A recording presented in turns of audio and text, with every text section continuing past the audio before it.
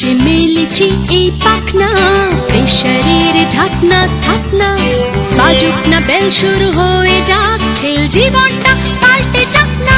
রোজকের গিন্নি, রোজকের গিন্নি, তেল নুন কড়াই প্রতিদিন লড়াই, আজ ঘুচে যাক না। ডাস্টিং ইস্ত্রি, গ্যাস ধোপা মিস্ত্রি, মন ভুলে থাকে না। রোজকের গিন্নি, রোজকের গিন্নি, রোজকের গিন্নি। Good morning everyone, welcome to অবকাশে দেবযানী। আমি দেবযানী। আর সকালবেলা উঠে সূর্যের আজকে সকাল থেকে মুখ দেখতে পেয়েছি।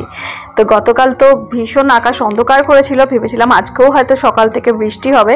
তো দেখলাম না, আকাশে ঝলমলে আকাশ, মানে রৌদ্র উজ্জ্বল আকাশ। তো আজকে ভাবছি বিছানা চাদরটা চেঞ্জ করে নেবো। ওই যে বললাম যে রোদ উঠেছে, তো ভাবলাম যে এই চাদরটা চেঞ্জ করে একেবারে কাচাকুচি করে নেবো। আর কারণ শুনছি বৃষ্টি হবে, বৃষ্টি হবে, জানি না কি হবে। তো ভাবলাম অল্প কয়েকটা জিনিস আছে, মানে অল্প মানে বালিশের ওয়্যার আর এই বিছানা চাদর, তো ওই অল্প একটুই কেচে নেবো। বেশি জমিয়ে যদি কাছি, আবার যদি মানে আকাশ অন্ধকার করে বৃষ্টি টিষ্টি নামে, তাহলে তো আবার খুব অবস্থা খারাপ হয়ে যাবে। তো আজকে কিন্তু এখনও টিফিন খাওয়া হয়নি, চা খাওয়া হয়ে গেছে, এখনও টিফিনটা খাওয়া হয়নি। আর কিছু জামা কাপড় ছিল, মানে চেয়ারে পুরো একদম ভর্তি হয়েছিল, সেগুলোকেও আজকে গুছিয়ে নিলাম। আর কিছু জামা কাপড় লন্ড্রিতে যাবে, তো সেগুলোকেও গুছিয়ে রেখেছি একটা ব্যাগের মধ্যে করে। আর মানে ঘরটা তাহলে না একটু ফাঁকা হয়, নাহলে চেয়ারটা পুরোপুরি ভর্তি হয়েছিল। আর যে বললাম যে চাদর টাদরগুলো আজকে কেচে নেবো, তো এই চাদরটা এখন ওয়াশিং মেশিনে দেব। আর এতটা বাড়িতে টিকটিকির উপদ্রব, ওই জন্য ওয়াশিং মেশিনটাকে না ঢেকে রাখি। কারণ মানে কোথায় কোন ফাঁক থেকে যদি টিকটিকি একটা ভেতরে চলে যায়, তার মানে টিকটিকি যদি কিছু একটা মরে টরে গেলে না খুব বাজে একটা গন্ধ হয়। তো ওই ভয়ে বা সাপের ভয়ে, টিকটিকি আর সাপের ভয়ে মানে ওয়াশিং মেশিনটাকে একদম ঢাকা ঢুকিয়ে দিয়ে আটকে রাখি। কিন্তু ওয়াশিং মেশিনটা না এরকম মানে কভারটা না থাকলেই সুবিধা হয়, ঝটফট জামা কাপড় মানে রেখে দিতে সুবিধা হয়। নাহলে না এই আবার চেনটা খোলো, খুলে আবার ওর মধ্যে রাখো, এই ব্যাপারগুলো থাকে। তো এদিকে কাঁচা ধোয়াটা হোক, আর যেটা বললাম টিফিনের ব্যবস্থাটা এখনো হয়নি। তো আজকে অন্যান্য দিনে তো ওটস খাই বা সাবু খাই, তো আজকে আর সেটা খাবো না। তো ঘরে যেটুকু যা জিনিস আছে সেগুলো দিয়েই বানিয়ে নেবো আজকে চাউমিন। তো অনেকদিন বাদেই চাউমিনটা খাওয়া হচ্ছে। নর্মালি আমাদের এখন চাউমিন অতটা খাওয়া হয় না, বাড়িতে গেস্ট থাকলে তখনই বানানো হয়। তো বিনস, গাজর, ক্যাপসিকাম এগুলো কোনোটাই নেই, আর আলুটা তো দিচ্ছি না।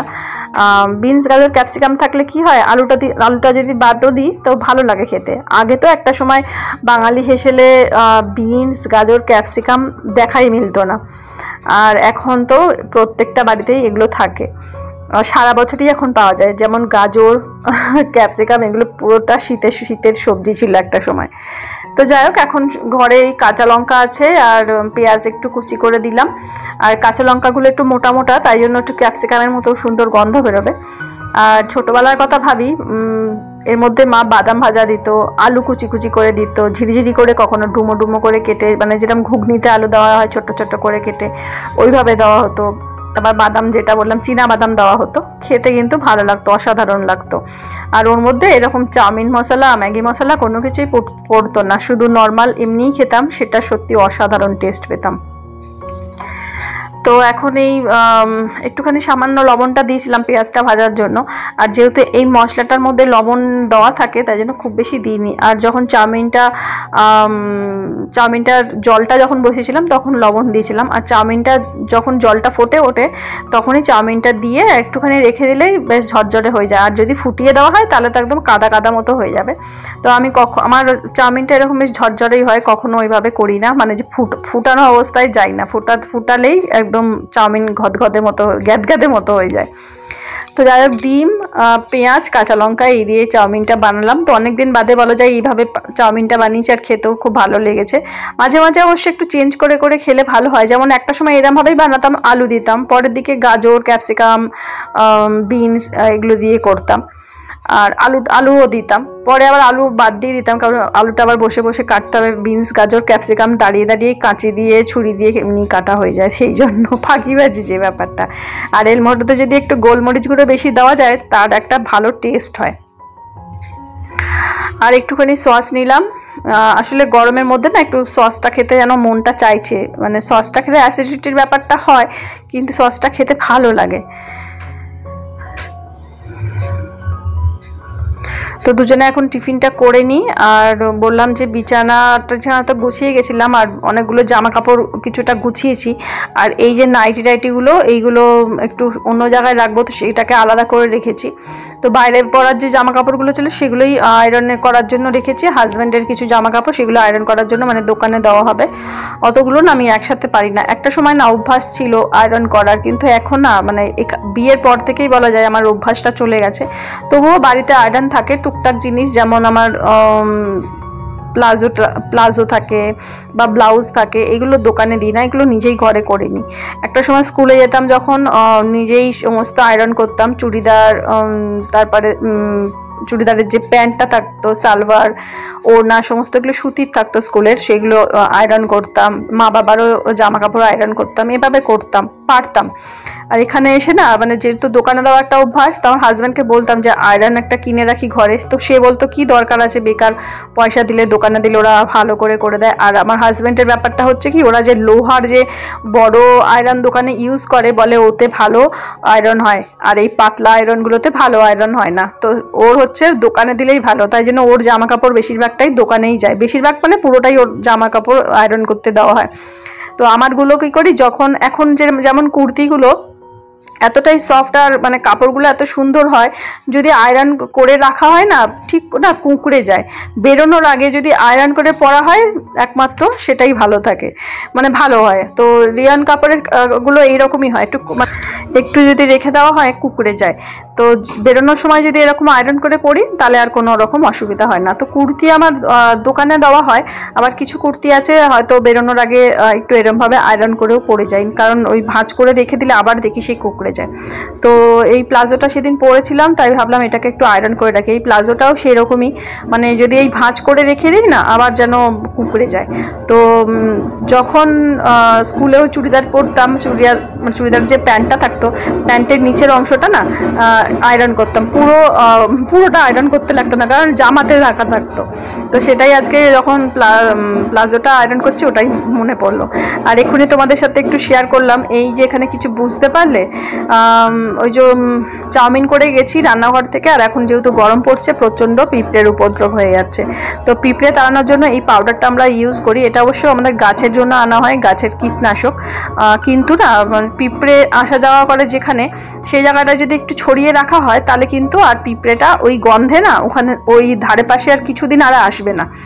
আর গায়ে দিয়ে দিলে তো মরে যায়, কিন্তু আমি কি করি একটু ভিজিয়ে নিই, মানে এই যে মুছে নিলাম, একটু ভেজা ভেজা আধ ভেজা মতো জায়গাটা থাকলো, তাহলে কি হবে এই পাউডারটা উড়বে না, যেহেতু এটা কীটনাশক। তো ওই জন্য আমি ওইভাবে দিই, যাতে উড়ে হাওয়া টাওয়াতে যাতে না উড়ে পড়ে। আর গ্যাসের এখানে না পিঁপড়ের প্রচণ্ড পরিমাণে ঝাঁক আসে মাঝে মধ্যে, তো এরকম পাউডারটা যদি দিয়ে রাখি তাহলে আর ঝাঁকটা আসে না। তো এই পাউডারটা মানে প্যাকেটটা আমি কেটে এই কৌটোর মধ্যে ভরে রাখলাম যাতে দিতে সুবিধা হয়, কারণ কৌটোর মুখটা আটকানো থাকলে ওর ঝাঁঝটা থাকবে, ওই গন্ধে আর আসবে না। আর যাতায়াতের রাস্তা মানে সিঁড়ি টিড়ির মধ্যেও অনেক সময় পিঁপড়ে ঘুরে বেড়ায়, যেরকম বৃষ্টির আগে অনেক পিঁপড়ে ঘুরে টুরে বেড়ায়। আর কেন্নর উপদ্রব থাকলেও না মানে এই পাউডারটা দেওয়া থাকলে কেন্ন আসে না। একটা সময় না আমাদের বাড়িতে প্রচুর পরিমাণে কেন্ন হতো, মানে এরকম মেঘলা দিন হলে বৃষ্টির আগে প্রচুর কেন্ন বেরোতো। তো এই পাউডারটা দেওয়া থাকে চারিদিকে, তখন দেখি না এই গন্ধেই কেন্নগুলো আর বেরোয় না। হ্যাঁ, যদি পাউডারটা ধুয়ে যায়, যেমন উঠোনে দেওয়া থাকলে ধুয়েই যায়, তো তখন আবার ওই গন্ধে কিছুদিন বাদে মানে গন্ধটা চলে যায়, তখন আবার আসে। তো দেখো বাসনগুলো মেজে নিলাম, সিঙ্কে অনেকগুলো বাসন জমেছিল। আর এখন রান্না বান্না করে নেবো। তো প্রেশার কুকারের মধ্যে করলাটা কেটে সেদ্ধ বসাচ্ছি, আর অল্প পরিমাণে আমি জল দিই, খুব বেশি জল দিই না করলা সেদ্ধতে, ওই মানে যাতে করলাটার মধ্যেই লেগে লেগে থাকে, মাখতে সুবিধা হয়। আর সিডসগুলো বার করে দিয়েছি। তো এখন প্রেসার কুকারটা বসিয়ে দিলাম, আরও তো রান্নাবান্না করতে হবে। তো ঘরে দুটো কাঁচকলা আছে, তো ভাবলাম কাঁচকলাটা ভেজে নিই, তাই জন্য কাঁচকলাটা ভেজে নিচ্ছি। অনেকদিন বাদেই কাঁচকলা ভাজা হচ্ছে। কাঁচকলা ভাজা খেতে না বেশ ভালো লাগে। আর এই কাঁচকলাটা স্বাদটা না একটু টক টক মতো ছিল, তো গরমে টক জিনিস খেতে ভালো লাগে, খারাপ লাগছিল না, বেশ ভালো লাগছিল। আর করলা সেদ্ধ দিয়েছি, কাঁচকলা ভাজা, আর আজকে পাবদা মাছ আনা আছে। পাবদা মাছ হাজব্যান্ড সকালবেলা বলছিল যে বাজারে যাবে, তো আমি বললাম যে পাবদা মাছ তো আছে, পাবদা মাছটা খেয়ে নিই, তারপরে আবার পরে বাজার যেও, যেটা ঘরে আছে সেটাই আগে শেষ করি, নাহলে আবার বাজার থেকে আবার কি মাছ নিয়ে আসবে, তখন দেখলাম হয়তো পাবদা মাছটা খাওয়া হলো না, টেস্টটা নষ্ট হয়ে যায়, তাই না? তো এখন এদিকে ভাতটাও বসিয়ে দিলাম, তাহলে ঝটপট রান্না হয়ে যাবে। ভাতটা এদিকে বসিয়ে দিলাম, ওদিকে কাঁচকলা ভাজাটা হয়ে গেছে, আর এদিকে করলা সেদ্ধও হয়ে গেছে। আর এখন মাছের ঝোলটা করে নেব। পাবদা মাছ কাটতেও যেমন কোনো রকম অসুবিধা হয় না, পাবদা মাছ রান্না করতেও কোনো রকম অসুবিধা হয় না, আর পাবদা মাছ খেতেও কোনো রকম অসুবিধা হয় না। খুব সফট একটা মাছ, আর খেতেও সত্যি অসাধারণ। যেমন তেমন রান্না করা হয় পাবদা মাছকে, তার টেস্টই একটা আলাদা হয়। পাবদা, ট্যাংরা এগুলো সত্যি আমার তো ভীষণ ভালো লাগে। অবশ্য আমার তো সব রকম মাছই ভালো লাগে। তো এদিকটা পাবদা মাছটা হচ্ছে, ওদিকে ভাত হচ্ছে, আর ওদিকে আমার ওয়াশিং মেশিনে কাঁচা হচ্ছে, তো সেটাও হয়ে এসেছে, এবার মেলে নেবো। আর এখন তো গ্রাম পুজো হচ্ছে, চারিদিকে না বাজনা বাজছে, তারপর মাইকে অ্যানাউন্স আসছে, মানে মাইক বাজছে, গান বাজনা হচ্ছে। তো কদিন ধরে আমাদের এখন চলবে। এখন পয়লা বৈশাখ সামনে, পয়লা বৈশাখের দিনও আমাদের আশ্রমে আবার মাইক বাজবে, সারাটা দিন ওখানে অনুষ্ঠান হবে। আর দেখো ভাতটা হয়ে গেছে, মাছটাও কমপ্লিট। আর ভাতের সময় যখন চাল ধুয়েছিলাম, তো সেই চালের জলটা আমি রেখে দিয়েছিলাম, তো ওইটাকে এখন এর মধ্যে ঢেলে দিচ্ছি। আর এই অ্যামেরিয়াস লিলিগুলো কি সুন্দর কালারটা, তাই না? আর একসাথে যখন ফোটে খুব ভালো লাগে। আর গ্যাস আসবে, তো হাজব্যান্ড টাকাটা দিয়ে রেখে গেছে, বললো যে বইয়ের মধ্যে রেখে দাও, যদি আসে তখন গ্যাসটা নিয়ে নেবে। আর দেখো যেটা বললাম, জামা কাপড়গুলো কাঁচা হয়ে গেছে, এখন মিলে দেবো। বাইরে ভালো রৌদ্র, আর আজকে না একটু ড্রাই ড্রাই মতো, টান টান মতো ওয়েদার, মানে মুখে মনে হচ্ছে না একটু ক্রিম মাখি, কিন্তু গরমও আছে, একটা লু টাইপের একটা শুকনো গরম, মানে বৃষ্টিটা হয়ে যাওয়ার পরে এরকম একটা অন্যরকম একটা গরম পড়েছে। তো এখন এই জামা কাপড়গুলো এই যে কয়েকটা আছে, এটা মেলে দিলে মানে কাঁচা হয়ে গেছে যেহেতু, মানে নিশ্চিন্ত হয়ে গেলাম যে যাক, এগুলো তো কাঁচা ধোয়া হয়ে গেছে, আর এখন কাঁচা ধোয়ার ব্যাপার নেই। আবার যদি কয়েকটা দিন জমে তাহলে আবার নতুন করে কাঁচা ধোয়া করব। তো এখনও তো পয়লা বৈশাখ আসতে একটা সপ্তাহ বাকি, এখনও একটা সপ্তাহ সময় লাগবে। তো যাই হোক, তার মধ্যে আরও কিছু জমে যাবে, পয়লা বৈশাখের আগেই আরও একবার কাঁচা ধোয়া সমস্ত করে নেব। আর আকাশটা দেখো, পুরো দুর্গাপূজার মতো তো আকাশটা। অবশ্য সামনে তো বাসন্তী পূজা, বাসন্তী পূজাও তো দুর্গাপূজারই মতো। তো বাসন্তী পুজোর সময়ও যেরকম স্থলপদ্ম হয়, দুর্গাপুজোর সময়ও স্থলপদ্ম হয়। আর আমাদের তো গাছে শিউলি ফুল আছে, আর দুর্গাপুজোর সময় তো শিউলি ফুল হয়। তো সত্যি দেখো, মনে হচ্ছে না পুজোর আকাশ। অবশ্য আমাদের বাঙালিদের তো প্রথম এটা পুজো ছিল বাসন্তী পূজা, পরে তো দুর্গাপুজোর সময় আমাদের দুর্গাপুজো হয়।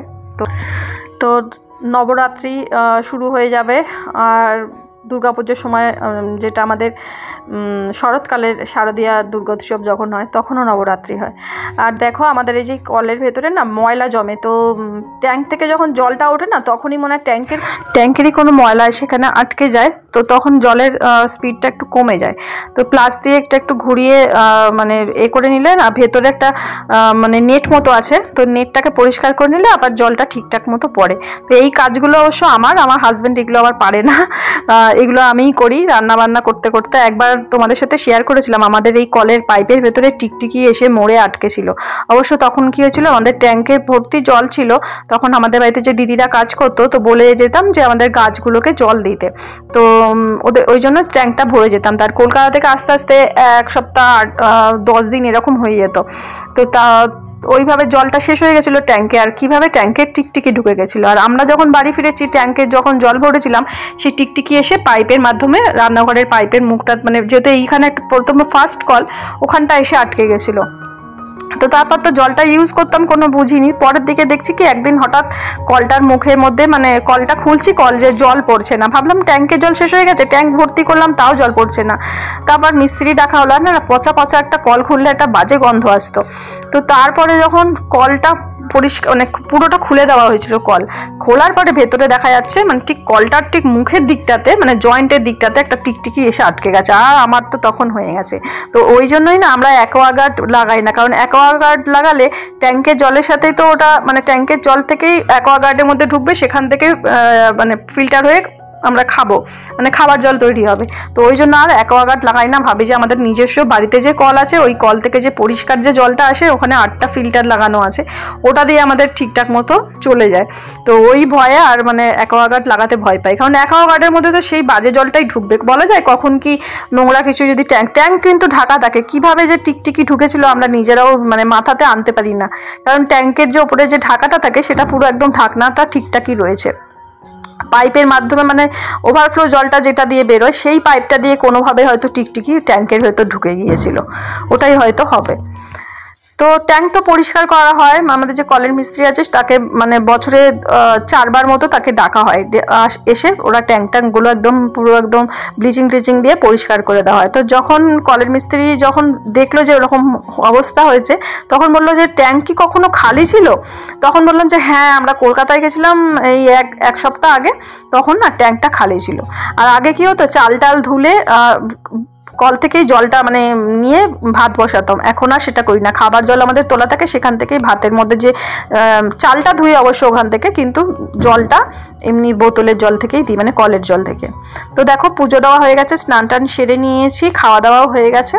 আর এখন হচ্ছে বিকেলবেলা আমি ঘুম থেকে উঠে আর এই জামা কাপড়গুলোকে আবার তুলে নিলাম। তো এখানে দাঁড়িয়েই ভাঁজ করে নিচ্ছিলাম, আসলে ওয়েদারটা বিকেলে না খুব সুন্দর ছিল, কোনো গরমের তাপ নেই।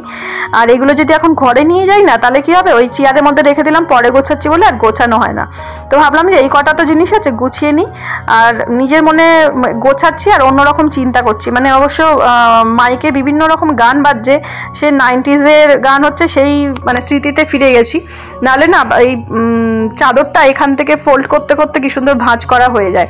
তো প্রায় দিন আমি ওরমভাবে ভাঁজ করিনি, যদি রোদের তাপ থাকে তাহলে হয়তো ঘরে নিয়ে গিয়ে বা প্রচণ্ড গরম থাকলে ঘরে নিয়ে গিয়ে ভাঁজ করি। তো দেখো ওই 90s-এর গান শুনতে শুনতেই অন্যমনস্ক হয়ে আর চাদরটা ভাঁজ করা হলো না, ঘরে নিয়ে গিয়ে রেখে দিলাম। তো আজকের মতো ব্লগটা এইটুকুই।